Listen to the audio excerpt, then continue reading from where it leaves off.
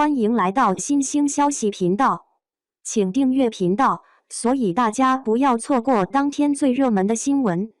我们今天的时事通讯包括以下内容：一碗西红柿鸡蛋面，将李沁在梦海里的窘境体现得淋漓尽致。在《人生之路》播出时，李沁的表现就让人深感意外。首先是在形象气质上的突破，演过无数偶像剧女主的李沁，竟然在这部剧中把自己搞得灰头土脸，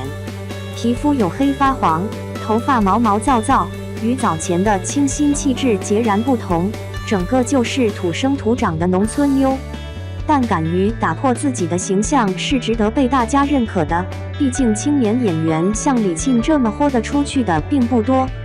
其次是演技模式的转变，《楚乔传》中李沁饰演的袁纯前后反差感十足，她既能演得了不谙世事的小白兔，也能成为黑化大女主。然而在《人生之路》中，李沁的演技不但没那么惊艳，也因为过于夸张的表情和肢体动作，让女主看起来咋咋呼呼。每次看到李沁卯足了劲呲着一排大牙，就觉得累得慌。演技水准下降带来的意外，对李沁来说不是什么好事。观众一面将她为了角色的牺牲和付出看在眼里，一面也被撑不起女主大梁的演技劝退。而在新剧《梦中的那片海》中，仅只是看了前12集的剧情，已经让人再次感到意外。一碗西红柿鸡蛋面，就将李沁在剧中的窘境体现得淋漓尽致。一、戏份占比太少，不及女二有记忆点。从前期剧情来看，《梦中的那片海》主要描绘的角色是肖战饰演的肖春生，而女性角色中最抢眼的是曹斐然饰演的贺红玲。贺红玲被塑造成了一个相当有魅力的女性形象，从混齐天到大院子弟叶国华、肖春生都对她心生情愫。但实际上，贺红玲是本剧的女2号，女1号是李沁饰演的童小梅。她是司令的女儿，也是肖春生在图书馆邂逅的女孩。论角色的抢眼程度，必定是童小梅更加吸睛。然而前期童小梅出场的时间并不长，除了在图书馆亮相，就是在叶国华妹妹叶芳的带领下结识了肖春生等人。尽管图书馆的邂逅已经让童小梅对肖春生也产生了爱慕之情，但肖春生并不知道自己遇见的人就是童小梅，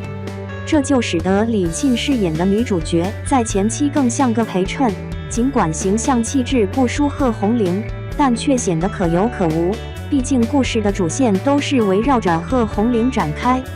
尤其是当叶国华、肖春生等人都进入部队，童小梅将自己的名额让给贺红玲之后，她与男主角的交集就越来越少。剧作主要展现肖春生等人的部队生活，童小梅越发没有存在感了，并且童小梅与肖春生之间的感情线也很隐晦。尽管她帮忙照顾肖春生的父亲，也经常出现在肖家，但毕竟与肖春生同框的机会不多。而剧作又将主视角对准了肖战，哪位女演员与他演绎的对手戏越多，越有女主角的既视感。这就使得李沁明明有着女主的头衔，却连个女配角都不如。相比之下，李沁在《人生之路》中的存在感就更强一些。虽然女2号张嘉倪最终与男主走到了一起，但两人大部分时间都是异地，依旧是李沁与陈晓的戏份更多。因此，哪怕李沁不是男主角陈晓的官配，也有大量的故事情节来凸显刘巧珍一角的重要性。但《梦中的那片海》在前10集的剧情中，明显忽略了对女主的塑造。其二，全程端着眼，刻意又做作。梦中的那片海不需要李沁扮丑，只需要她将契合自己本人形象气质的角色演绎到位即可。但越是如此，李沁的短板越明显。在第12集的剧情中，李沁先后与邬刚和张凌新2位实力派演员演绎对手戏，其中彻底暴露李沁演技模式弊端的是一场吃戏。张凌新饰演的萧燕秋给童小梅做了西红柿鸡蛋面，两人坐在桌子上，一边吃饭一边聊天。但还没开始演，光看两人的动作就知道李沁完全放不开。张灵星的身子靠近桌子，将两个胳膊撑在桌边端着碗，这是很常见的姿势。而李沁则是身体做成笔直的90度，胳膊根本碰不到桌子，这样的姿势吃饭不累吗？而张灵星在演这场戏时，一边往嘴里扒面条，一边说台词，有时候嘴里还塞着东西，腮帮子看起来都是鼓鼓囊囊的。说话时扒拉几口，就把碗放在桌子上，说完话再端起来吃，这样的镜头给人感觉十分生活化。但反观李沁手里的碗就没有放下过，无论是自己说话还是听对方说话，碗都是端在半空，既没有往嘴里送吃的，嘴上也没有咀嚼的动作。好不容易看到他往嘴里塞了一口面条，还是夹起了一小根，微微张着嘴，但凡面条稍微粗点，这嘴型恐怕都塞不进去。演吃戏一直很考验演员的演技，无论李沁是担心吃了这几口面条身材发福，还是自信的以为不用吃几口也能把观众糊弄过去，结果都是没有演出这场戏的精髓。越是这种生活化的场景，越是需要演员的状态松弛，但李沁浑身上下都是紧绷的状态，这场戏不仅没有给他加分，还暴露了他的演技缺点。对阵戏骨乌刚时，李沁更是瞬间败下阵来。乌刚饰演的萧父听着儿子信里的内容，表情不断变化。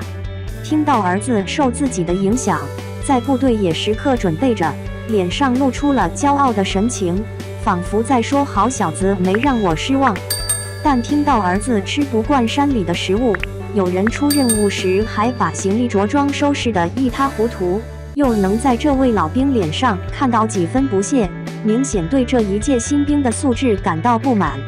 但李沁在读信的过程中全程都像是在念课文，没有任何的情绪变化，就连萧父叫他儿媳妇，李沁也仅仅只是抬头看了看对方。在前期剧情中，李沁饰演的女主角戏份占比不多，并不是这一角色失败的主因。在后续剧情中，童小梅的镜头越来越多，却并没有扭转态势，可见真正的问题在于李沁的演技那已撑住角色。看完《人生之路》，再看梦中的那片海，你认为李沁的演技是进步了还是退步了呢？